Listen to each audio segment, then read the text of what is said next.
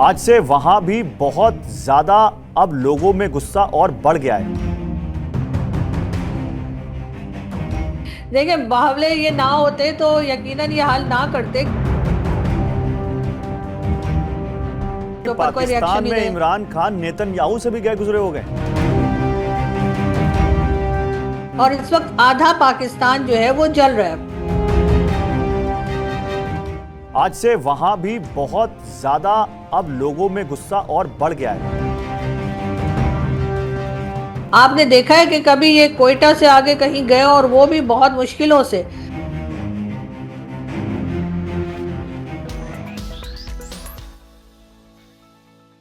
तो देखिए 14-15 अगस्त हो सकता है, ये वीडियो जब तक आप तक पहुंचे उस दिन 14 अगस्त भी हो और हो सकता है 15 अगस्त हो और हो सकता है उसके बाद हो जब हम ये वीडियो रिकॉर्ड कर रहे हैं।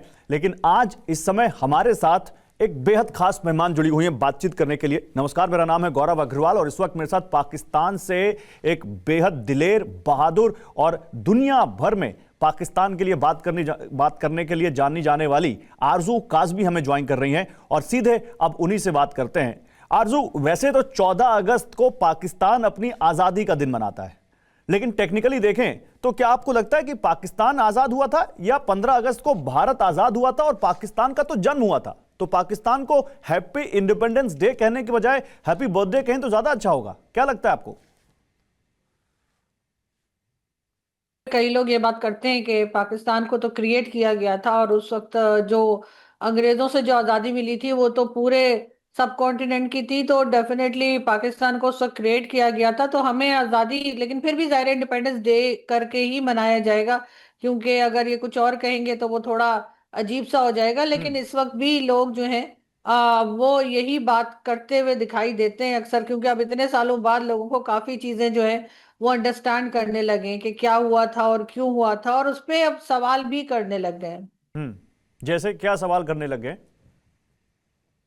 मसलन यही कि हमने जिस काम के लिए या जिस मकसद के लिए पाकिस्तान को क्रिएट किया था या पाकिस्तान बनाया था, वैसे जब हम उर्दू में बात करते हैं तो यही कहते हैं पाकिस्तान बना, हम्म। इस तरीके से बात की जाती है। तो क्या वो तमाम बातें क्या इनको हासिल हुई हैं? पाकिस्तान को बना तो लिया इन्होंने, लेकिन क्या ये चला पा रहे हैं?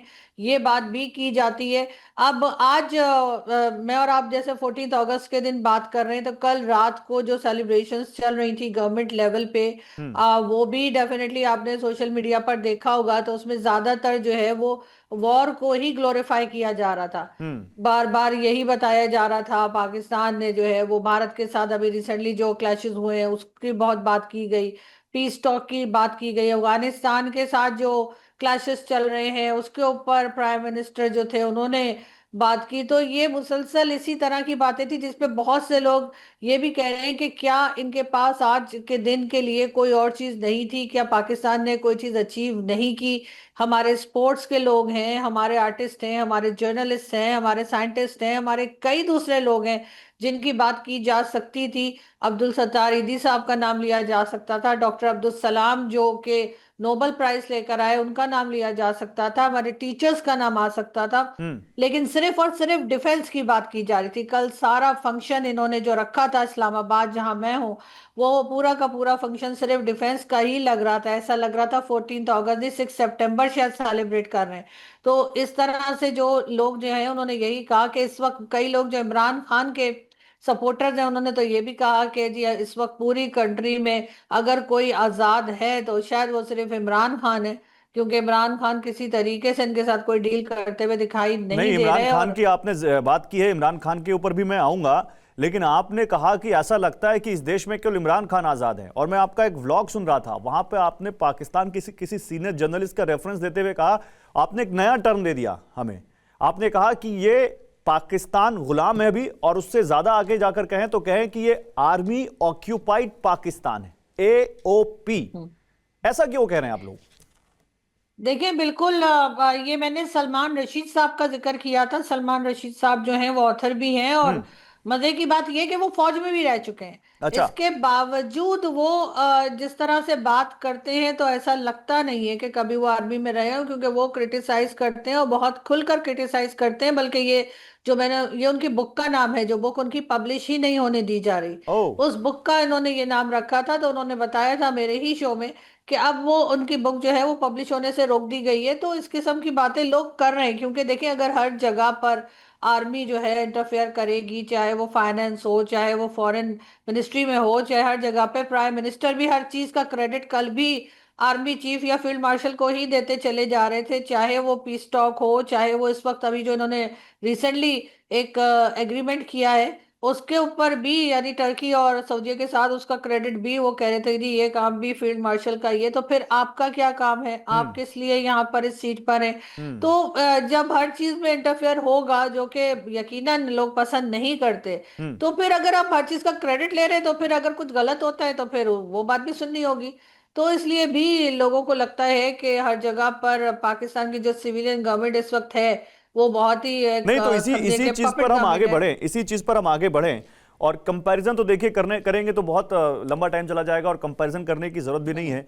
लेकिन फिर भी आरजू, अगर हम मैक्रो इंडिकेटर्स देखें तो इंडिया हर मोर्चे पर पाकिस्तान से अलग दिखता है। जबकि आजाद भारत जब हुआ था तो उसी समय पाकिस्तान को भी अपना एक मुल्क मिल गया था। क्या पाकिस्तान के लोगों को ये रियलाइज हो रहा है कि देयर इज समथिंग रॉन्ग? क्या पाकिस्तान के लोग ये समझ रहे हैं कि अगर एक मुल्क साथ में जब इतने आगे बढ़ सकता है, जो G20 में भी है, जो दुनिया में अपनी एक अच्छा मकाम रखता है, जो दुनिया की सबसे बड़ी इकोनॉमीज में है, जहां पर कैपिटा इनकम पाकिस्तान से बहुत अच्छा है, तो हमारा मुल्क ऐसा क्यों नहीं हो सकता? क्या वो रियलाइज हो रहा है वहां पे लोगों को? देखिए लोगों को डेफिनेटली ये बात रियलाइज की जा रही है और हो रही है। शायद इसी वजह से हर तरफ मीडिया, मेन स्ट्रीम मीडिया जो है, वो पहले दो चार चैनल ऐसे होते थे जिसे हम कहते थे कि ये जो है वो मिलिट्री स्टैब्लिशमेंट या गवर्नमेंट के कंट्रोल में। इस वक्त सारे के सारे चैनल ही एक तरह से गवर्नमेंट की मर्जी से चल रहे हैं। लोग बात करने लगे हैं, लोगों में अवेयरनेस आ गई है, लोगों को पता लग रहा है कि क्या हो रहा है। ये बात सिर्फ उन लोगों की नहीं है जो पढ़े लिखे हैं या डिग्री लेके घूम रहे हैं। अगर आप आम लोगों से भी बात करें, हम्म। चाहे वो सब्जी बेचने वाला हो या आम हम्म। शॉपकीपर हो, वो भी इस वक्त इस बात को समझ रहा है कि पाकिस्तान प्रोग्रेस नहीं कर पाया। हम्म। और अगर पाकिस्तान प्रोग्रेस नहीं कर पाया तो डेफिनेटली उसकी रिस्पॉन्सिबिलिटी पाकिस्तान के सिटीजन्स पे नहीं आती। हम्म। ये तो उन लोगों पर आती है ना जो पॉलिसीज बना रहे हैं, जिनकी हम्म। पॉलिसीज ही गलत है। और अगर फोकस सिर्फ अपने ऊपर रहेगा, पाकिस्तान में जो भी पाकिस्तान को चलाने के लिए जो लोग आए, चाहे वो मिलिट्री स्टैब्लिशमेंट के हो, चाहे वो गवर्नमेंट के हो या सिविलियन गवर्नमेंट के हो, उन्होंने अनफॉर्चुनेटली कभी पाकिस्तान के ऊपर काम नहीं किया। जो भी आया उसने अपनी पर्सनल प्रोजेक्शन पे काम किया, अपनी पर्सनल इकोनॉमी पे काम किया। इसी वजह से आप देखते हैं कि जब ये लोग चले जाते हैं और दूसरे लोग इनकी जगह आते हैं तो वो किस तरह की बातें करते हैं, वो किस तरह से इनके जो एसेट्स होते हैं उसको एक्सपोज करते हैं।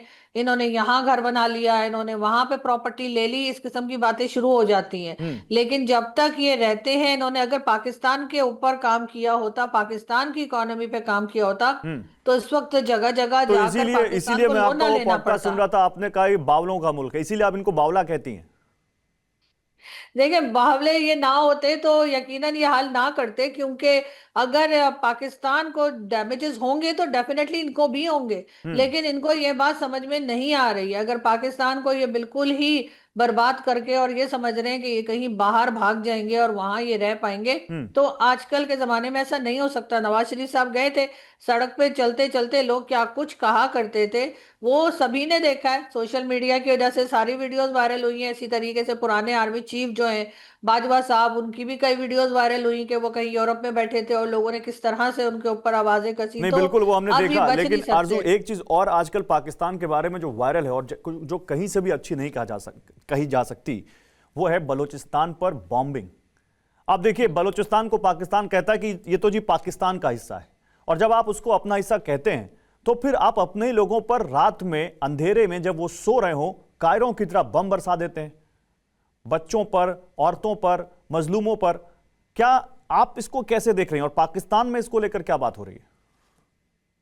सबसे पहले तो देखें, पाकिस्तान में जैसे मैंने कहा मेन स्ट्रीम मीडिया पे ये न्यूज नहीं आती। जो न्यूज आती है वो भी इस तरह से आती है कि जी ऑपरेशंस चल रहे हैं और इन्होंने कोई टेरर कैंप जो है उसके ऊपर अटैक किया है, इतने टेररिस्ट मारे गए, जो इन्होंने ये मतलब इन्होंने डिक्लेयर किए होते हैं, आईएसपीआर ने या पाकिस्तान गवर्नमेंट ने उनको जो है वो बताते हैं कि जी ये टेररिस्ट हैं और इनको मारा गया है। हम्म। इस किस्म की न्यूज आती है, लेकिन जो असल न्यूज वहां पर है कि क्या हो रहा है और बलूचिस्तान में किस तरह से लोग प्रोटेस्ट भी कर रहे हैं, लोगों को मारा भी जा रहा है, वो न्यूज सिर्फ सोशल मीडिया पर ही मिलती है। और उसके बाद अगर हम में से कोई बात करता है तो गवर्नमेंट कह देती है जी ये तो फेक न्यूज है। तो भाई अगर फेक न्यूज है तो आप वहां पे मीडिया को जाने दें। अभी रिसेंटली भी पाकिस्तान ने बिल्कुल एक तरह से बैन लगा दिया है कि इंटरनेशनल मीडिया जो है वो सिवाय कराची, लाहौर, इस्लामाबाद के कहीं नहीं जा सकता। अच्छा। अगर उन्हें कहीं जाना होगा रिपोर्टिंग के लिए, हम्म। चाहे वो केपी के हो या कश्मीर या पीओके जो आप लोग कहते हैं, या फिर बलूचिस्तान, तो उनको एनओसी लेना पड़ेगा। तो एनओसी उनको देगा ही नहीं कोई, तो जाहिर है फिर वो नहीं जा पाएंगे। तो जब वहां से रिपोर्टिंग ही नहीं होगी तो वहां जो कुछ हो रहा है वो हमें ऐसे ही नहीं तो पता आपके लगता है पास जैसे। क्या रिपोर्ट्स हैं बलूचिस्तान को लेकर, क्योंकि बलूचिस्तान ने तो बड़ी लकीर खींच दी आरजू। बलूचिस्तान कह रहा है कि अब दुनिया के बाकी देश हमें मान्यता दें। बलूचिस्तान कह रहा है कि हम जल्दी उनसे डिप्लोमेटिक रिलेशन शुरू करना चाहते हैं। 11 अगस्त को वो अपना आजादी का दिन मनाते हैं, इस बार भी मनाया उन्होंने, लेकिन अब वो उससे कहीं ज्यादा आगे लकीर खींच रहे हैं। तो क्या आप मानते हैं कि बलूचिस्तान के मोर्चे पर यह सरकार, आसिम मुनीर बिल्कुल फेल है? और आपके पास क्या रिपोर्ट से क्या हो रहा है वहां पर? देखिए, अगर मैं मौलाना फजलुर रहमान की बात पे जाऊं तो मौलाना साहब ने पहले भी कहा था कि तकरीबन 6 से 7 डिस्ट्रिक्ट उन्होंने कही थी जो कम्प्लीटली गवर्नमेंट के हाथ से निकल चुके हैं। ये बात पुरानी है। अब हम्म। उससे कहीं ज्यादा एरिया जो है बलूचिस्तान का, वहां पर अब गवर्नमेंट का कंट्रोल नहीं रहा है। हम्म। और इसीलिए ये वहां पर किसी को जाने भी नहीं देते हैं, क्योंकि जाहिर है, और ना ही ये खुद जा पाते हैं। हम्म। आपने देखा है कि कभी ये कोयटा से आगे कहीं गए, और वो भी बहुत मुश्किलों से कोयटा जाते हैं, वरना ये कहीं भी नहीं जाते। तो बलूचिस्तान जो है वो इस वक्त इनके लिए बिल्कुल काफी ज्यादा प्रॉब्लम क्रिएट कर चुका है। हम्म। और उसके जिम्मेदार ये खुद ही हैं। वहां पर हालात जो है वो खराब से खराब हो रहे हैं। डॉक्टर मारंग बलोच को अरेस्ट करके जो बेवकूफी इन्होंने की, उसके हम्म। बाद उनके ऊपर तरह तरह की सजाएं जो उनको दे दी पूरी उम्र कैद के लिए, यहाँ तक के ईमान मजारी जो कि इस्लामाबाद में लॉयर हैं, और वो जो लोग प्रोटेस्ट के लिए आया करते हैं इस्लामाबाद का बलूचिस्तान से, उनके केसेस भी लड़ रही थी और फ्री में लड़ रही थी। कई हम्म। बार यहाँ पर कैंप लगे और बलूचिस्तान के लोग यहाँ आए हैं, मैंने भी कई बार विजिट किया। लेकिन ईमान ने उनके लिए बहुत ज्यादा ट्वीट्स भी की। मिसिंग पर्संस का जो इशू है उसको लेकर ईमान ने बहुत बार बात की। तो इन्होंने ईमान को 17 साल की सजा सुनाई है, ईमान को भी और उनके हस्बैंड को भी। और उसके बाद उनका केस जो है वो लग ही नहीं रहा है अदालत में कि वो आगे से उसको चैलेंज कर पाए। हम्म। तो इतने तो ये डरे और खौफजदा हैं। और जो वहां पर गवर्नमेंट है सरफराज बुगटी साहब की, वो तो पपेट गवर्नमेंट है। गौरव, आप भी जानते हैं कि इनकी मर्जी की गवर्नमेंट है। वो हर चीज में कहते हैं कि सब कुछ खैरियत है, सब ठीक है। कुछ भी अभी अभी डीजीआईएसपीआर की प्रेस कॉन्फ्रेंस में भी उन्होंने कहा कि हम्म। जी बलूचिस्तान की तरक्की से पड़ोसी जल रहे हैं। तो भाई कौन सी तरक्की है, कौन सी प्रोग्रेस है, दिखा दें ना, लोगों को बता दें।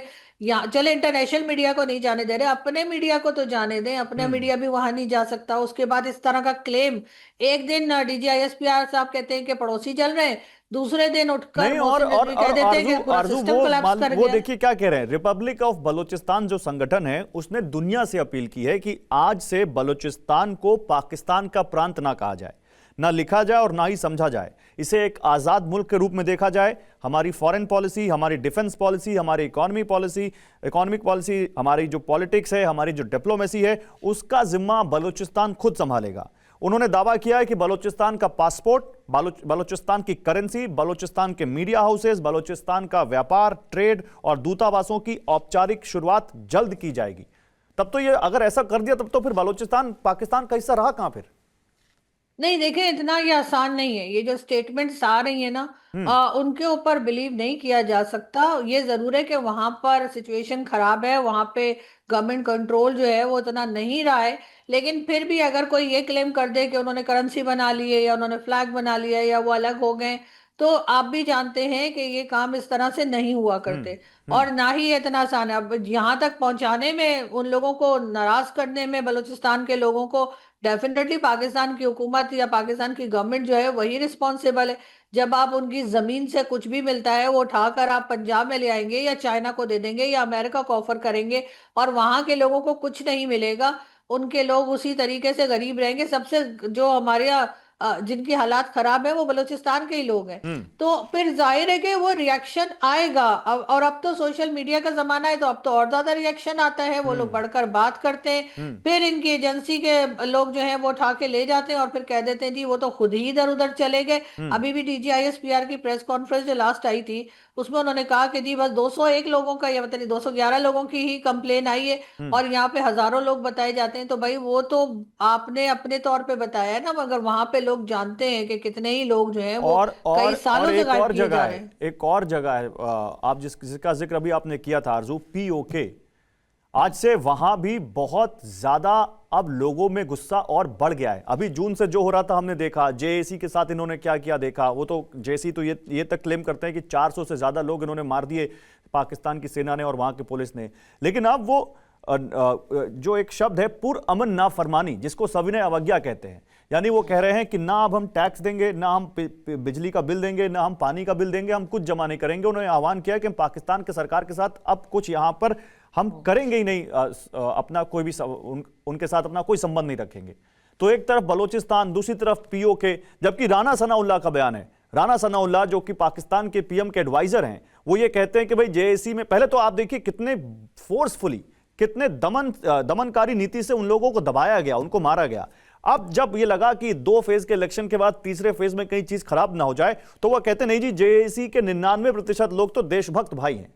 मतलब सॉरी टू से मैं वर्ड यूज कर रहा हूं, लेकिन इतनी तेजी से तो गिरगिट भी रंग नहीं बदलता जैसा उन्होंने वहां का रंग बदला, वहां की स्टैब्लिशमेंट ने रंग बदला पीओके के लोगों के लिए। लेकिन अब उसके बावजूद आरजू जिस तरह से उन्होंने अब कहा है कि बिल्कुल कोई समर्थन नहीं पाकिस्तान की सरकार को, काला दिन बना रहे वो, आपको लगता है कि पीओके में भी पाकिस्तान की सरकार पूरी तरह फेल है और उनके हाथ से भी जा रहा है अब? देखिए, मैं बहुत से लोगों को जानती हूँ जो कि पीओके या आजाद कश्मीर के हैं, मेरे अपने दोस्त हैं। और मैंने पहले उनमें इतना गुस्सा नहीं देखा जो गुस्सा अब देखने को मिलता है।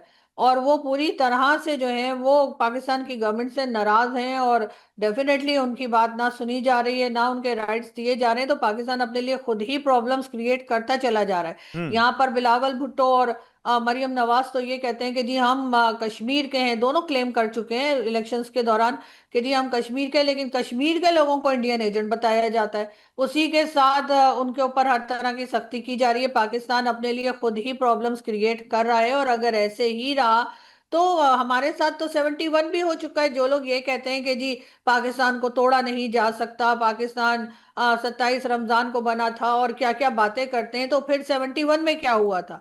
तो हमने उससे कोई सबक नहीं सीखा है, और इस हम्म। वक्त भी जोर जबरदस्ती के साथ उन लोगों को जो है उनकी मर्जी के खिलाफ उनसे उनके साथ काम करवाया जा रहा है, या उनकी मर्जी के खिलाफ उनके हर तरह के जो पार्लियामेंट है या कुछ है उसको बनाने की कोशिश की जा रही है। लेकिन मेरा ख्याल है पाकिस्तान को ये बहुत भारी पड़ेगा, और हम्म। अब वो लोग सुनने को तैयार नहीं। जिस तरीके से स्ट्रेट फायर किए गए, लोगों की जाने गई, उसके ऊपर लोग बहुत सख्त नाराज हैं, और डेफिनेटली उनका नाराज होना बनता भी है। यहाँ पर इस्लामाबाद से क्योंकि वो नजदीक है, और 1.5 घंटे का मुश्किल से रास्ता है, तो इन्होंने यहाँ पर भी कंटेनर्स ही कंटेनर्स लगा दिए कि ऐसा ना हो कि प्रोटेस्ट करने हम्म। वाले इस्लामाबाद तक पहुंच जाए। हम्म। तो इन्होंने हर तरफ से इस्लामाबाद को एक तरह से लॉकडाउन कर रखा है। कुछ इमरान खान के लोगों से भी डरे हुए हैं, कुछ कश्मीर के लोगों से भी डरे हुए हैं, लेकिन अपनी पॉलिसीज ठीक करने को नहीं, तैयार कुछ नहीं है। इमरान खान के लोगों से डरे हुए हैं, कुछ पीओके के लोगों से डरे हुए हैं, कुछ बलोचों से डरे हुए हैं। तो फिर डर से ही चल रहा है पाकिस्तान, पाकिस्तान की सरकार डरी हुई है देखिए, बस। देखिए, अगर ये बड़ा पीस टॉक करवाते हैं जगह जगह जाके, जी हमने ईरान और अमेरिका की करवा दी और हम्म। हमने जंग रोक दी, तो अपने लोगों से बात क्यों नहीं कर रहे? अपने लोगों के ऊपर फायरिंग हो रही है, बलूचिस्तान में लोगों को मारा जा रहा है, कश्मीर में लोगों को मार रहे हैं, केपीके में लोगों की जानें ले रहे हैं, यानी अपने लोगों के साथ बात करने को तैयार नहीं है। और हमारे जो मिनिस्टर्स हैं, चाहे वो डिफेंस मिनिस्टर हो, चाहे वो मोहसिन रिजवी हो, सब कहते हैं जी हम बात नहीं करेंगे, हम इनके साथ कोई डायलॉग नहीं करेंगे। क्यों नहीं करेंगे? यानी इनके साथ, अपने लोगों के साथ ये कोई डायलॉग करने को तैयार नहीं है। दूसरी तरफ अफगानिस्तान बॉर्डर भी आपको पता है कि पूरी तरह से एक्टिव है, हम्म। वहां से भी अटैक्स हो रहे हैं। और हम्म। इस वक्त आधा पाकिस्तान जो है वो जल रहा है। कितना बच कितना गया, आधा पंजाब और पाकिस्तान सिंध ही जल बच रहा है, ये गया। बड़ा स्टेटमेंट दे रही हैं आप। देखे ना आप, अब बचा क्या? सिर्फ हम्म। पंजाब बच गया।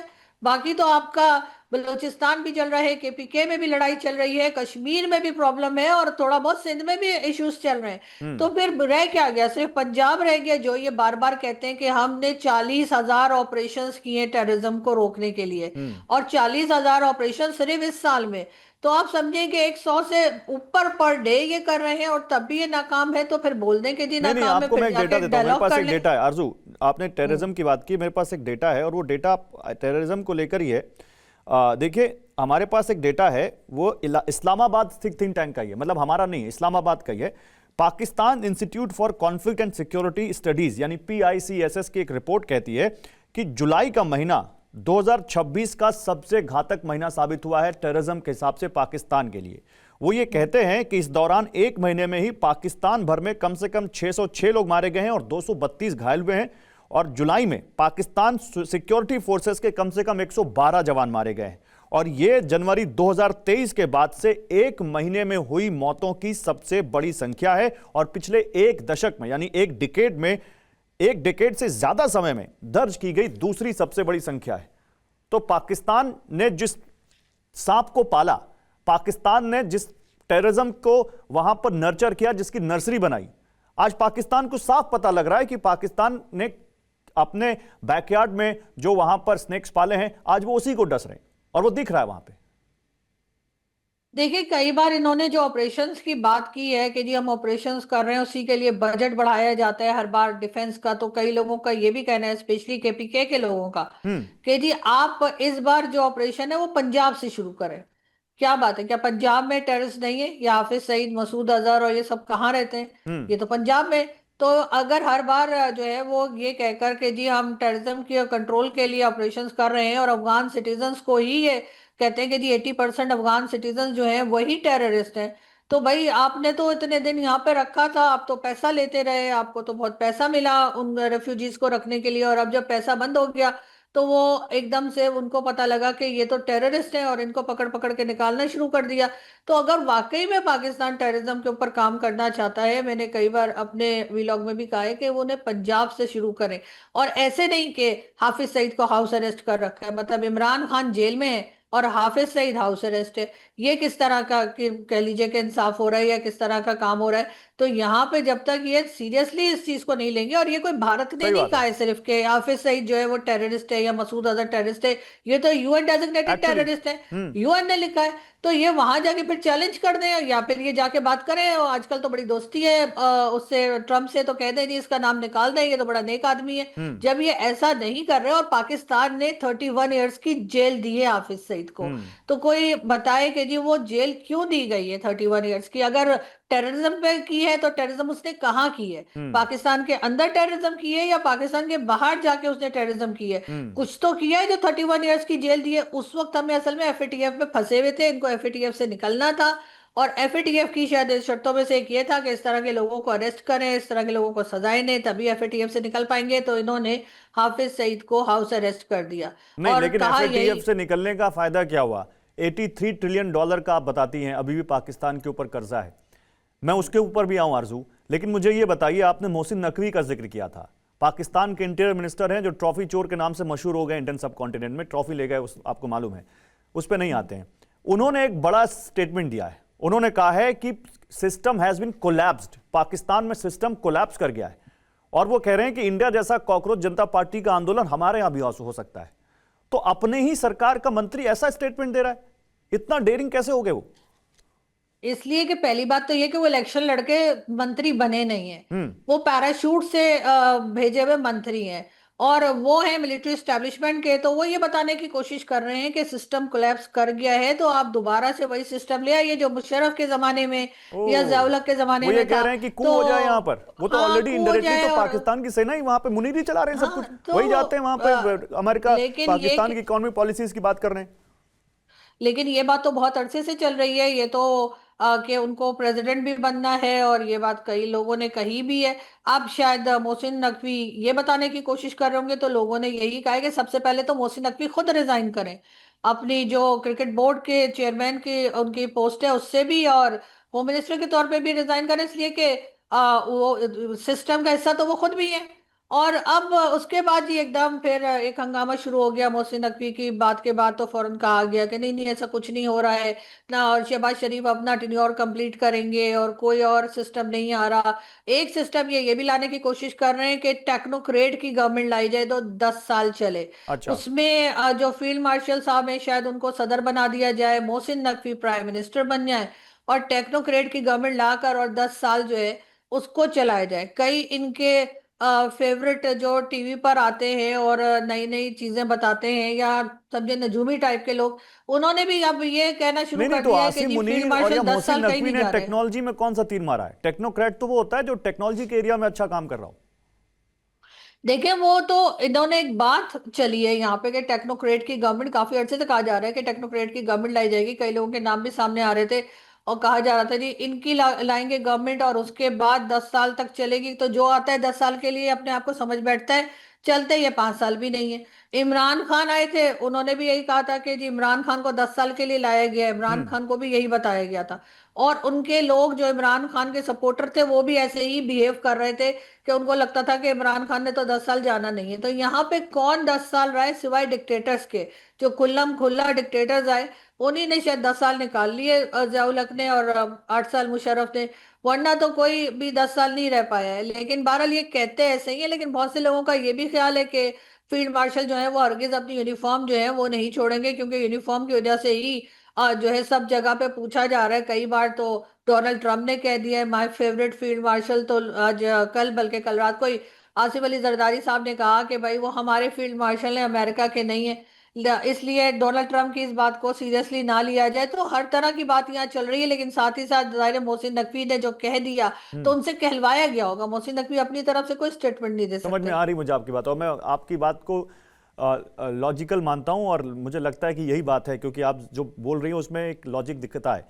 लेकिन हमने कई बार अपनी बातचीत में इमरान खान का जिक्र किया है। आरजू, कैसे हैं इमरान खान? उनके बारे में क्या जानकारी मिल रही है? उनके बेटे कुछ कहते हैं, वो एक ब्लॉगर हैं जो लंदन में बैठे हैं, वो कुछ और कह रहे हैं कि इमरान खान की मौत हो गई। बेटे कह रहे हैं कि उनकी आंखों की रोशनी जा रही है, और सरकार की तरफ से कोई सफाई शायद मुझे तो नहीं दिखी। आप वहां बैठी हैं तो शायद आपको पता हो, सरकार ने कोई वीडियो जारी किया हो, कोई जानकारी दी हो इमरान खान के बारे में। क्या जानकारी है? मतलब कि अपने पॉलिटिकल प्रिजनर्स को कैसे ट्रीट करता है पाकिस्तान, उसकी तो बहुत गंदी इमेज जा रही है। देखिए बिल्कुल, इमेज की तो खैर इनको कोई परवाह नहीं है। अगर इमेज की परवाह होती तो बहुत सी चीजें सही हो गई होती। लेकिन ये जरूर है कि इमरान खान के बारे में इनको चाहिए कि इमरान खान की बहनों से और इमरान खान के लॉयर से उनकी मुलाकात करवा दें हम्म। और एक छोटा सा वीडियो बनाकर और पाकिस्तान के मेन स्ट्रीम मीडिया पर और सोशल मीडिया पर उसको दिखा दिया जाए कि जी इमरान खान ये रहे, खैरियत से हैं, अपनी फैमिली से भी मिल रहे हैं, अपने लॉयर से भी मिल रहे हैं। लेकिन ऐसा नहीं किया जा रहा। हम्म। इमरान खान को टोटली बैन कर रखा है मेन स्ट्रीम मीडिया पर, उनका नाम तक नहीं ले सकता कोई। अगर बात भी करते हैं तो कहते हैं जी पीटीआई के लीडर या पीटीआई के हेड, इस तरह से करके बात की जाती है। जबकि नीतन याहू, जिसके लिए हमारे यहाँ बहुत ही नफरत पाई जाती है, नीतन याहू को टीवी पे दिखाया जाता है लेकिन इमरान खान को नहीं दिखाया जाता। अब गवर्नमेंट इस बारे में बिल्कुल खामोश है, जो खबर मतलब भी आप ये चल कह रही रहे है हैं कि उसके ऊपर कोई रिएक्शन पाकिस्तान नहीं में दे रहे। इमरान खान नेतन्याहू से भी गए गुजरे हो गए, नेतन्याहू से भी ऐसा ज्यादा ही है। खराब हो गए। ऐसा ही लगता है, क्योंकि नेतन्याहू को मैंने कई बार टीवी चैनल्स पे देखा है कि नेतन्याहू की बात की जा रही है, नेतन्याहू को दिखाया जा रहा है। पाकिस्तान के लिए, भारत लेकिन के लिए तो इमरान वैसे भी खान, इजराइल के हमारे बड़े अच्छे संबंध हैं, हाँ, और पाकिस्तान के बड़े लिए। बड़े और बड़े लेकिन बड़े लेकिन चैनल्स। लेकिन आरजू आरजू इमरान खान आप जो बता रही हैं इसमें बहुत बड़ी बात है। इमरान खान से सरकार डरती क्यों है इतना? एक समय तो कहा जा रहा था कि इमरान खान को तो पाकिस्तान आर्मी लेकर आई थी। देखिए बिल्कुल, इमरान खान को क्या, यहाँ पे जुल्फिकार अली भुट्टो से लेकर और शहबाज शरीफ तक सबको पाकिस्तान की आर्मी ही लाती है। हम्म। ये कोई वोट वोट लेकर नहीं आए होते। बिल्कुल एक समझे एक मजाक होता है इलेक्शन यहाँ पर। हम्म। लेकिन ये जरूर है कि बाद में इमरान खान शायद अपने को अपना मर्जी करने लगे होंगे। उनको अचानक से लगा होगा कि वो प्राइम मिनिस्टर बन गए, तो उन्होंने हो सकता है बात सुननी बंद कर दी हो। तो अब इमरान खान उस वक्त इतने बड़े हीरो या इतने पॉपुलर नहीं थे जब उनको हटाया गया था। हम्म। और उस वक्त अगर ना हटाते तो शायद खुद ही पब्लिक बाहर फेंक देती, क्योंकि जो इमरान खान साहब ने वादे किए थे उसमें से कुछ भी नहीं हो पाया था। हम्म। तो पब्लिक बड़ी जल्दी तंग हो जाती है। लेकिन इमरान खान के जेल में जाने के बाद इमरान खान एक तरह के हीरो बन गए, क्योंकि उसका मेन रीजन यही है कि इमरान खान ने कोई डील नहीं की। हम्म। इमरान खान कहीं नहीं गए, ना उनको कहा गया कि जी आप कहीं चले जाएं। इंग्लैंड इंग्लैंड चले जाएं, सऊदीया चले जाएं, कई जगह के ऑफर्स की होंगी, लेकिन इमरान खान उसमें से किसी भी ऑफर के ऊपर नहीं गए। अच्छा, ये ऑफर भी और दिए जाते उन्होंने हैं कि मतलब भाई और तुम वो जाओ, तुम्हारा खर्चा पाकिस्तान की सरकार उठाएगी, जाओ मौज करो, अपना मस्ती में जियो, अय्याशी करो। देखे गए थे ना, नवाज शरीफ साहब गए थे, 2 बार गए। एक बार सऊदीया चले गए 10 साल के लिए मुशर्रफ के जमाने में, और फिर तो इमरान खान के अपने खर्चे जमाने पे में गए चार होंगे। पांच साल के लिए गए थे। और अपने खर्चे पे ही गए होंगे डेफिनेटली, उनको तो पैसे की कमी नहीं है। हम्म। चाहे वो जरदारी साहब हो या नवाज शरीफ साहब हो, इनके पास पैसे की तो कमी नहीं है, बल्कि ये तक कहा जाता है इतना पैसा कि शायद इनको पता भी नहीं है इनके पास, क्योंकि जिस तरह के सूट ये पहनते हैं हम्म। आज भी, जो हमारे प्राइम मिनिस्टर हैं, वो जिस तरह के सूट अपने पहनते हैं, जिस तरह की टाइयां लगाते हैं, तो वो हसन निसार साहब सीनियर जर्नलिस्ट जो है वो कह रहे थे उसमें तो 50 या पता नहीं 500 बच्चियों की शादियां हो जाएं जो इनके ओ। एक एक सूट होते हैं। तो इतना तो ये पैसा अपने ऊपर लगाते हैं, तो हम्म। फिर इन्हें पैसों की तो कमी नहीं होती, लेकिन इनको प्रॉब्लम हो जाती है कि वहां पे वो प्रोटोकॉल नहीं मिलता। हम्म। लंदन में भी जो इनकी वीडियोस आती हैं, आप देखते हैं रोड पे चल रहे हैं और लोग इधर उधर से कुछ भी बोल रहे हैं, और सऊदीया में भी यही हाल था इनका। हम्म। तो जाहिर है ये भी जा चुके हैं, आसिफ अली जरदारी साहब भी जो है वो मुल्क से बाहर चले जाते हैं जब कुछ होता है, इमरान खान नहीं गए। इसलिए इमरान खान की पॉपुलैरिटी बढ़ गई। अगर इस वक्त ये इमरान खान को बाहर ले आए हम्म। और इलेक्शन करवाएं, हम्म। तो इनके लिए रिजल्ट चेंज करना पॉसिबल नहीं होगा, क्योंकि इतनी बड़ी तादाद में इमरान खान को वोटिंग हो जाएगी कि उसके बाद ये कुछ भी कर ले, ये इमरान खान जो है उनको पावर में लाना ही पड़ेगा इनको। इसलिए भी ये इमरान खान से घबराते हैं, और वो जो नहीं तो खान साहब उनका कहते थे आपने स्टेटस क्या घबराना है? नहीं है। मतलब ठीक है, Imran Khan is the biggest threat for Pakistan establishment, Pakistan की आर्मी, पाकिस्तान की मौजूदा गवर्नमेंट, लेकिन स्टेटस क्या है? हम आप कुछ बता सके हमारे व्यूअर्स को कि पाकिस्तान इसमें इमरान खान बीमार है, सही है, क्या है स्टेटस? देखे कुछ नहीं पता, इमरान खान से उनकी किसी ना फैमिली मेंबर को मिलने दिया है, ना कोई और बात हुई है, ना किसी लॉयर से मुलाकात हुई है कि कोई बाहर आके बताए कि इमरान खान ठीक है। तो क्या बताया जाएगा? यही इनके अपने ही जो मिनिस्टर्स हैं वही उठ उठ के स्टेटमेंट दे देते हैं कि इमरान खान बिल्कुल ठीक है, सुबह को अंडे खा रहे हैं, रात को चिकन खा रहे हैं, एक्सरसाइज कर रहे हैं, बिल्कुल कोई टेंशन नहीं है उनको, न्यूज़पेपर भी दिया जा रहा है, टीवी टीवी भी दे रखा है। ये स्टेटमेंट जो है ये गवर्नमेंट की स्टेटमेंट है। हम्म। कोई एक स्टेटमेंट भी ऐसी नहीं है जो कि इमरान खान की फैमिली ने, इमरान खान के दोस्तों ने या उनकी पार्टी मेंबर्स ने दी हो हम्म। और उन्होंने इमरान खान से मीटिंग की हो। जब एक तकरीबन 3 मंथ्स हो गए, कहा जा रहा है कि इमरान खान से कोई मिला ही नहीं है। हम्म। ऐसे में क्या बताया जाए कि कैसे है, क्योंकि किसी को कुछ नहीं पता। अच्छा ठीक है, आगे बढ़ते हैं। पाकिस्तान इस वक्त दो चीजों में दुनिया में सुर्खियों में छाया हुआ है। एक तो जैसा जिसका आपने जिक्र किया कि पाकिस्तान अमेरिका और ईरान के बीच मीडिएशन की कोशिश कर रहा है, हालांकि वो कोशिश लगातार नाकामयाब हो रही है। अभी तक ना तो हमले रुके हैं ना हॉर्मुज खुला है, एक बात। दूसरी बात, उससे आगे बढ़कर पाकिस्तान ने एक इस्लामिक नेटो बनाने की कोशिश की है आरजू, तुर्की और सऊदी अरब के साथ एक समझौता किया है। पाकिस्तान को क्या लगता है, उसको इससे क्या फायदा होगा? क्योंकि ईरान ने, अगर अगर टेक्निकली कहें तो हौतीज ने, और अगर बड़ी पिक्चर देखें तो ईरान ने तो इस समझौते की हवा अगले दिन निकाल दी। सऊदी अरब में अरामको में अगले दिन ड्रोन अटैक कर दिया हौतीज ने। 11 तारीख को बाब अल मंदेब में क्रू पर हमला होता है, उसमें 3 पाकिस्तानी क्रू मेंबर माने जाते हैं। तो कौन सा अटैक तीनों ने मिलकर हौती या ईरान पे कर दिया? तो ये बनाया किस लिए, और इससे क्या फायदा होगा पाकिस्तान को? देखिए, इसका फायदा अगर पाकिस्तान को कुछ होगा तो सिर्फ इतना ही होगा कि पाकिस्तान को सऊदी अरब से कुछ पैसा मिल जाएगा, हम्म। और टर्की से भी कोई मिसाइल वगैरह या इस तरह की कोई चीज पाकिस्तान को मिलेगी। इसलिए कि अगर कोई अटैक होता है और पाकिस्तान से कहा जाएगा कि वहां जाए, तो अभी ईरान से तो ये लड़ने वाले हैं नहीं, क्योंकि ईरान से बॉर्डर लगता है, और ईरान ने जो कुछ यूएई और बाकी गल्फ कंट्रीज के साथ किया है, उसके बाद कम से कम पाकिस्तान तो मुझे नहीं लगता नहीं, लेकिन कि दुनिया ईरान के ऊपर जानती कोई है कि अटैक हूती ईरान करेगा। का प्रॉक्सी है। ईरान फंड करता है, ईरान ट्रेनिंग देता है, ईरान के लिए हूती यहां पर अमेरिका से भी और इजराइल से भी दो दो हाथ करने को तैयार है और कर रहा है। और हूती ने मार दिया सऊदी में और पाकिस्तान के लोगों को। तो आप कहिए ईरान से, आप तो ईरान के बीच और अमेरिका के बीच पीस टॉक करवा रहे हैं, तो आप कहिए ईरान को कि भाई देखो हम तीनों मिलकर मारेंगे तुमको अगर तुमने हमले नहीं रोके। ऐसा कुछ कहा इन्होंने? नहीं, ऐसा इन्होंने कुछ नहीं कहा है ईरान को, और ये कह भी नहीं सकते। अगर इन्होंने ईरान को ये कहा कि हम्म। तुमने कुछ किया तो हम तीनों मिलकर मारेंगे, तो वो सबसे पहले तो ईरान हमारे ऊपर ही अटैक कर देगा, जो कि हरगिज पाकिस्तान नहीं चाहेगा। हम्म। डेफिनेटली उससे बहुत नुकसान हो सकता है। पहले ही हमारा जो 2 बॉर्डर हैं वहां पे टेंशन रहती है, चाहे वो भारत का हो या अफगानिस्तान का। तीसरा बॉर्डर एक्टिव करना कोई नहीं चाहेगा। हम्म। ये ज्यादा से ज्यादा ये करेंगे कि ये सिर्फ एक ग्रुप बनता जाएगा और ये कहते रहेंगे कि जी और इस्लामिक कंट्रीज भी आ रही हैं और इस्लामिक कंट्रीज भी मिल रही हैं। और पाकिस्तान का काम इतना ही होगा कि अगर यहाँ से कोई तरह की एक्सपर्ट्स इनको चाहिए होंगे कि रास्ते में ही मिसाइल्स को डिफ्यूज किया जाए या कुछ इस किस्म की बात भी की जा रही है।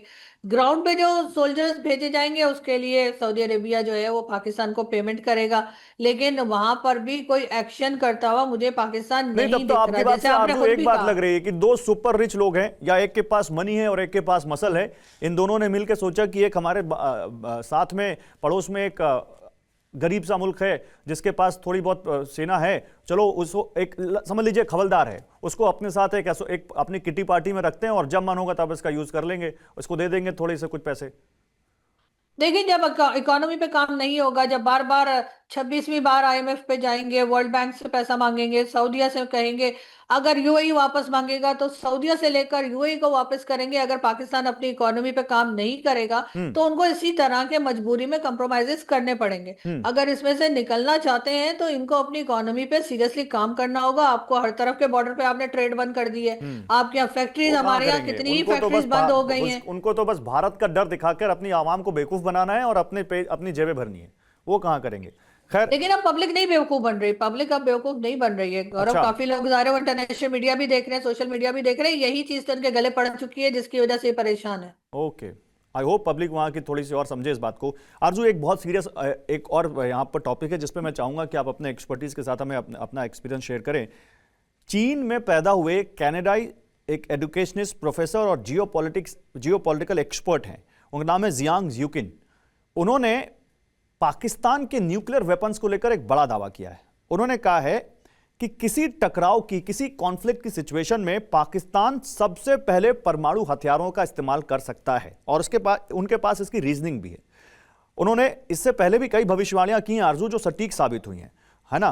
तो उन्होंने कहा है कि पाकिस्तान किसी भी टकराव की स्थिति में, उनसे एक सवाल पूछा गया दरअसल एक पॉडकास्ट में कि दुनिया में किसी जंग के दौरान परमाणु बम के इस्तेमाल को लेकर आप क्या सोचते हैं कि क्या परमाणु बम इस्तेमाल होगा? तो उसके जवाब में उन्होंने कहा कि पाकिस्तान किसी टकराव की स्थिति में सबसे पहले परमाणु हथियार का इस्तेमाल कर सकता है। उसमें उन्होंने कहा कि जिन देशों के पास न्यूक्लियर वेपन्स हैं उनमें पाकिस्तान भी है, और इसके बाद वो रीजनिंग देते हैं कि ऐसा क्यों होगा। वो कहते हैं कि ये एक ऐसा देश है जो बहुत कमजोर है, अव्यवस्थित है, भ्रष्ट है, और इस बात की संभावना है कि आपातकालीन स्थिति में खुद को रोकने के लिए उनके पास जरूरी कंट्रोल सिस्टम ना हो। यानी कह रहे हैं कि पाकिस्तान के न्यूक्लियर वेपन्स भी बहुत ज्यादा चेक्स में और पाकिस्तान की सरकार के कंट्रोल में ना हो, और जब कॉन्फ्लिक्ट हो तो वो पाकिस्तान परमाणु हथियार का इस्तेमाल सबसे पहले करने की सोचेगा। आप इससे कितनी सहमत हैं? देखिए, मेरा जो शो होता है एक, उसमें कर्नल शैलेंदर और मेजर नदीम पाकिस्तान से कई बार आ चुके हैं, बल्कि 2 दिन पहले भी एक शो था उसमें भी मौजूद थे। और कई बार as army officer, ex army officer, जबकि अभी भी वो कहीं ना कहीं मेरा ख्याल है कनेक्टेड हैं वो आईएसपीआर के किसी काम से, वो कई बार क्लेम कर चुके हैं कि पाकिस्तान फर्स्ट यूज पे जाएगा। अगर पाकिस्तान के आर्मी के लोग उठकर ये बात कर रहे हैं तो इसका मतलब है कि ये बात बिल्कुल सही है। ये नॉट फर्स्ट यूज वाली पॉलिसी जो भारत की है उसको ये बिल्कुल डिनाई करते हैं, और पाकिस्तान यही कहता है कि अगर इनको लगा कि कोई खतरा है या इनको करना है तो ये फर्स्ट यूज करेंगे न्यूक्लियर का। तो ये बात तो काफी हद तक जो आप बता रहे हैं जिन एक्सपर्ट्स की, उन्होंने बिल्कुल ठीक कही है कि पाकिस्तान अगर जरूरत पड़ी, चाहे किसी का और कंट्री के लिए सही या अपने लिए सही, ये फौरन ही न्यूक्लियर वेपन जो है वो चला सकते हैं। और इन्होंने ये क्लेम कई बार किया है कि फर्स्ट यूज पॉलिसी हमारी है और हम ऐसा नहीं, करेंगे जैसे ही हमें तो ये फर्स्ट लगा। यूज पॉलिसी में देखिए एक स्ट्रक्चर होता है, एक मिलिट्री वहां पर होती है जिसके ऊपर किसी भी डेमोक्रेसी में वहां की सरकार पैरामाउंट होती है। उस सरकार से, उस एस्टैब्लिशमेंट से उनको वहां पर कमांड्स जाएंगी, फिर उसके बाद चेन ऑफ कमांड्स होती है, उन चेन ऑफ कमांड्स के जरिए वो निर्देश वहां पर जाएगा जिनके पास न्यूक्लियर वेपन चलाने की वहां पर अथॉरिटी होगी, और फिर ये न्यूक्लियर वेपन चलाए जाएंगे। तो ये आपके यहाँ पाकिस्तान में ऐसा कोई स्ट्रक्चर है, या किसी को लगा कि किसी भी सिरफिरे मिलिट्री ऑफिसर को लगा कि भाई अब पाकिस्तान के ऊपर हमला हो रहा है, कोई हार गए तो चलो सीधे पाकिस्तान से न्यूक्लियर वेपन फायर करते हैं, ऐसा हो जाएगा? कुछ तो होगा ना चेन ऑफ कमांड। नहीं, खैर ऐसा तो मुझे नहीं लगता कि अगर किसी को लगा तो वो आके और फायर कर देगा। हम्म। लेकिन ये जरूर है कि जाहिर है कि इतने टाइम से पाकिस्तान के पास न्यूक्लियर वेपन है और अभी तक ऐसी कोई बात नहीं हुई है। हम्म। स्टेटमेंट जो है वो चला करती है। लेकिन ये जरूर है कि रिस्पॉन्सिबल कंट्री के तौर पे मुझे नहीं लगता कि ऐसा कुछ होगा। और वैसे भी पाकिस्तान कोई बात भी अमेरिका की मर्जी के बगैर नहीं करता। यहाँ तक कि हम्म। अफगानिस्तान के अटैक्स जो है वो इसमें भी अमेरिकन इन्वॉल्व है। उनको पता है अमेरिकन को कि जी वहां पे अटैक हो रहा है, बल्कि हो सकता है वो उन्हीं के कहने से कर रहे हो क्योंकि वो थोड़ा अफगानिस्तान को टाइट करना चाह रहे हैं। लेकिन बगैर अमेरिका के अप्रूवल के ऐसा नहीं है कि वो एक जगह पे रखा हुआ है और नहीं बस तो खुद फिर चला देगा, वो अगर नहीं है। मैं इस बात पे आगे बढ़ूं, मेरे सवाल दिमाग में क्वेश्चन आया है, फिर बलूचिस्तान में जो F-16 से अटैक हुए, क्या उसमें भी अमेरिका की रजामंदी रही होगी? देखिए वहां पे जो कुछ है उनके पास अफगानिस्तान बलूचिस्तान में जो सॉरी आप बलूचिस्तान कह रहे थे कि अफगानिस्तान में मिक्सअप कर बलोचिस्तान गए। बलोचिस्तान में जो भी 2 दिन पहले जो बलूचिस्तान F-16 देखिए से बॉम्बिंग की गई। देखिए वहां पर तो जो चीजें भी हैं, चाहे वो रेयर अर्थ मिनरल्स हो या कुछ भी हो, उसके ऊपर तो अमेरिका भी जो है वो हक जताता है और चाइना भी उसको कंट्रोल करना चाहता है। तो उसमें भी उन लोगों की हो सकता है कि रजामंदी हो या उनको इन्फॉर्म किया गया हो। लेकिन ये कई चीजें अपने तौर पे भी करते हैं, अपनी कंट्री के अंदर जो कुछ करते हैं हम्म। उसमें कई ब्लंडर्स जो हैं, मैं तो उसको ब्लंडर ही कहूंगी जो कुछ ये बलूचिस्तान में कर रहे हैं। तो वो कई ब्लंडर्स जो हैं वो ये खुद भी कर जाते हैं। हम्म। इसलिए लगता है कि इन्होंने खुद ही किया क्योंकि उन लोगों को कंट्रोल करना है इनके बस में तो नहीं। वही हालांकि वही फिर वही सवाल है कि थोड़े से क्या वो लोग हैं। ब्लंडर कहीं परमाणु हम हथियारों के रूप के मामले में भी ना हो जाए, कहीं न्यूक्लियर वेपन्स में भी कहीं वो बड़ा नहीं ब्लंडर नहीं ना नहीं कर नहीं जाए? नहीं नहीं, ऐसा नहीं लगता, ऐसा नहीं लगता, इतने रिस्पॉन्सिबल नहीं है कि न्यूक्लियर वेपन्स को लेकर और इस तरह से कुछ हो जाएगा। वो इस तरह ये आप कह बात रही हैं, आप वहां कह तक रही हैं नहीं जा आरजू बावले सकती। हैं, लेकिन इतने बावले नहीं है अभी। अभी हाँ बावले हैं, लेकिन बावलों की भी कैटेगरीज होती है ना। इतने बावले नहीं है। अच्छा अर्जू, 2-3 सवाल और बचे हैं मेरे पास। एक हम्म। ट्रैक टू डायलॉग बड़ा बात हो रही है कि पाकिस्तान और भारत में क्या कोई ट्रैक टू डायलॉग हो रहा है क्या? हालांकि भारत की सरकार की एक फर्म और ऑफिशियल पोजीशन है कि कोई ऐसी official track two dialogue Bharat सरकार की तरफ से नहीं हो रही है। अगर कुछ लोग अपनी प्राइवेट कैपेसिटी से कुछ कर रहे हैं तो उसका हमें पता नहीं है। आपके बारे में, आपके पास इसके बारे में कोई जानकारी है क्या? वाकई कुछ ऐसी ट्रैक टू डायलॉग डिप्लोमेसी हो रही है क्या? और पाकिस्तान से कौन लोग इन्वॉल्व है अगर हो रही है तो?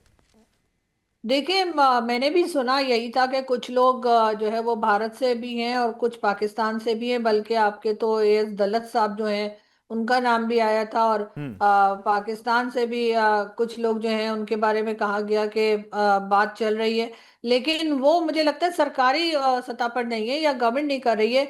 ये कुछ प्राइवेटली कुछ लोग जो हैं उन्होंने ये सोचा है या उन्होंने ये समझा है कि बात करनी चाहिए और दोनों कंट्रीज में जो टेंशन है उसको कम करना चाहिए। लेकिन जब ये डायलॉग पे जाते हैं या जब भी बात करने के लिए कहते हैं, कई लोग कहते हैं हमारे यहाँ से भी, कोई ऐसे लोग भी हैं जो कि यूट्यूब चैनल्स भी चलाते हैं, मीडिया में भी आते हैं और वो कहते हैं जी भारत से बात होनी चाहिए। लेकिन ये नहीं बताते क्या बात होनी चाहिए, भारत से क्या क्या डायलॉग करेंगे जिससे कि वो तैयार हो जाए पाकिस्तान के साथ टर्म्स को ठीक करने के लिए। क्योंकि आपके यहाँ तो सीधे सीधे कहा जाता है कि जी टेररिज्म को रोकिए, या जो हम्म। नॉन स्टेट एक्टर का नाम लिया जाता है। हम्म। तो वो प्रूव करने के लिए पाकिस्तान क्या करेगा? क्या पाकिस्तान हाफिज सईद को दे देगा या मसूद अजहर को दे देगा? तो उस तरह के लोगों के लिए कहते हैं कि जी हम अपने सिटीजन किसी को नहीं देते तो मत दीजिए। हम्म। लेकिन खुल्लम खुल्ला उनको ऐसी सजा तो दीजिए जिससे कि दूसरी साइड पे लोगों को लगे कि हाँ आप सीरियस हैं हम्म। बात करने में या इस चीज को खत्म करने में। हम्म। तो वो उस तरफ नहीं जा रहे। अब अगर कुछ लोग अपने तौर पे कोई ग्रुप बना लेते हैं या साइन कर देते हैं या बात कर लेते हैं तो उससे मुझे नहीं लगता कि ये इशू सॉल्व होगा या उसका कोई रिजल्ट हम्म। निकलेगा। ठीक है आरजू, ज्यादा समय नहीं लूंगा, थोड़ा 2-3 सवाल और है मेरे पास।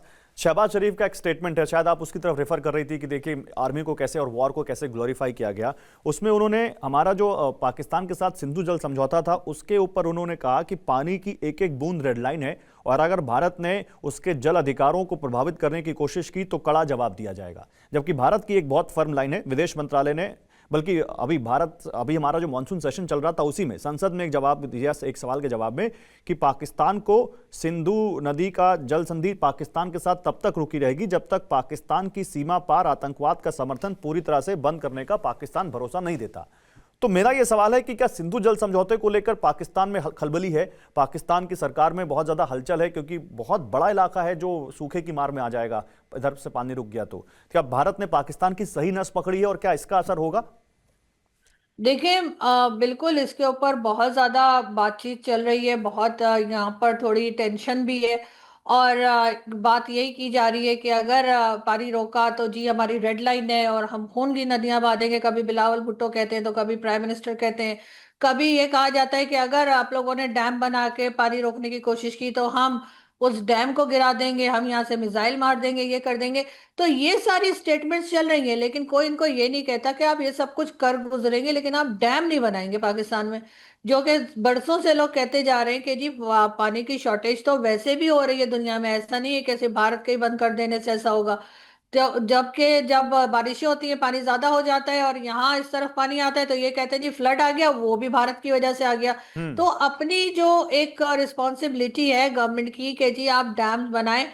ताकि वाटर शॉर्टेज ना हो, और अगर पानी उधर से आए तो उसको स्टोर किया जा सके, प्रॉब्लम ना आए। ये बात तो बरसों से कही जा रही है। कई लोगों ने मेरे समेत ये भी कहा था कि जो हो सकता है अगली वॉर होगी वो पाकिस्तान की और भारत की, वो हो सकता है पानी के ऊपर हो, लेकिन ये लोग इस चीज पे कभी काम नहीं करते। हम्म। इमरान खान के जमाने में भी कहा गया था जी डैम बनाएंगे और डैम के लिए फंड्स भी जमा किए गए थे, और जिन्होंने फंड जमा किए थे चीफ जस्टिस थे साकिब निसार साहब, वो कहते थे मैं तो जिधर चेयर डाल के बैठ जाऊंगा, मैं तो कहीं जाऊंगा ही नहीं जब तक डैम जो है वो कंप्लीट ना हो।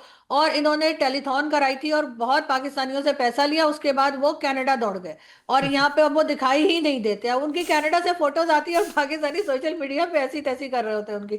तो ये तो हाल है यहाँ पे कि आप बजाय इसके कि अपने इश्यूज को सॉल्व करें प्रॉपर तरीके से कि डैम बने कुछ हो, उसके बजाय आप भारत को बार बार धमकियां देते रहेंगे हम्म। कि, और भारत ने ऐसा तो कहा नहीं कि हमारे हिस्से का पानी रोक लेगा, उन्होंने ये कहा है कि जो एक्स्ट्रा पानी हमारी तरफ आ रहा था वो रोका जाएगा। हम्म। पूरा स्टेटमेंट ना सुनते हैं, ना हम्म। समझते हैं, ना समझने की कोशिश करते हैं और एकदम से खून की नदियां बहना शुरू कर देते हैं और हर वक्त लड़ने के लिए तैयार रहते हैं। मैं तो जब देखती हूँ कभी अफगानिस्तान के साथ लड़ रहे हैं तो कभी भारत के साथ लड़ रहे हैं, तो वो इस वजह से भी पाकिस्तान का इस वक्त यह हाल है। अच्छा आरजू, मुझे आपको जब मैं सुनता हूं तो मैं आपकी दिलेरी को से बड़ा इंप्रेस हो जाता हूं, क्योंकि अगर आप भारत में बैठ के ऐसी बात कर रही होती तो एक बार समझ में भी आता, लेकिन आप पाकिस्तान में बैठ के ऐसी बातें कर रही हैं।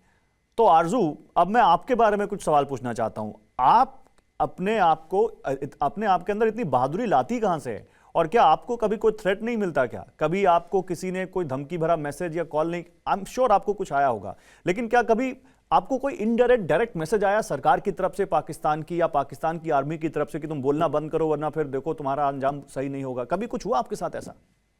देखिए, ऐसा तो नहीं है कि कुछ हुआ नहीं। मेरे हम्म। बैंक अकाउंट्स फ्रीज कर दिए गए, मैंने वो ट्विटर पे लगाया भी था। मेरे सारे ना सिर्फ मेरे, मेरी पूरी फैमिली के फ्रीज कर दिए गए। हम्म। और इस तरह की चीजें भी इन्होंने की हैं। फिर मैं नो फ्लाई लिस्ट पे हूँ, आज भी मेरे कुछ जो बैंक अकाउंट है आज भी फ्रीज हैं।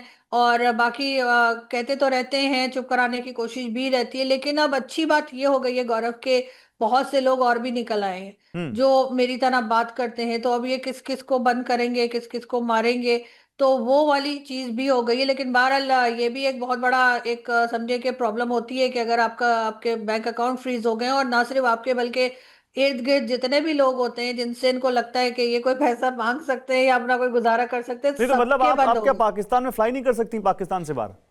नहीं, मैं नो फ्लाई लिस्ट में हूँ, मैं पाकिस्तान से बाहर नहीं जा सकती। और बाई रोड भी नहीं जा और सकती? नहीं, किसी तरीके से भी नहीं जा सकती ना। जब बाहर कैसे जाए, बाय रोड कहाँ जाऊंगी अफगानिस्तान और कौन सी जगह है जो बाय रोड जाए जाहिर है अगर आप यूरोप जाना चाहते हैं या आप गल्फ जाना चाहते हैं तो आप नहीं जा सकते। और हम्म। मेरे जैसे कई जर्नलिस्ट हैं जिनको इन्होंने नो फ्लाई लिस्ट में रखा है। कई ऐसे हैं जो एयरपोर्ट तक गए और उनको जहाज से उतारा गया है बाकायदा और कहा गया कि जी आप नहीं जा सकते हैं।